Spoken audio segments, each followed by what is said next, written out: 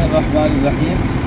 28 सितंबर 2023 बरोज़ जुमेरात। इस वक्त हम उस मकाम पर मौजूद हैं जहाँ पर मार्के बदर हुआ था, और ये जगह है जहाँ पर कबूर हैं सहाबा किराम रज़ियल्लाहु अन्हुम अजमईन। ये जो आपको जगह नज़र आ रही है ज़मीन की सतह से जारी की उस तरफ ऊपर दीवार से बनी हुई है, इसके पीछे 13 सहाबा किराम की कबूर हैं।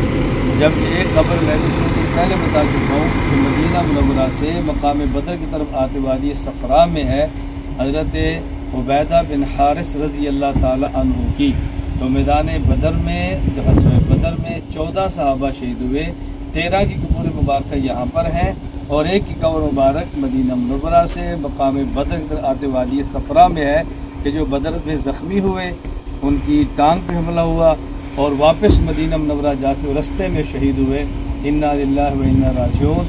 अल्लाह ताला सहाबा किराम को मज़ीद अपनी शान के मुताबिक अजर अता फरमाए, उनके दर्जात बुलंद फरमाए और हमें रसूल अकरम सल्लल्लाहु अलैहि वसल्लम के दीन को सहाबा किराम रज़ियल्लाहु अन्हुम अजमईन के नक्शे कदम पर चलते हुए जुरत, गैरत, शुजात और दीनी हमीयत के साथ दुनिया पे गालिब करने की तौफीक अता फरमाए।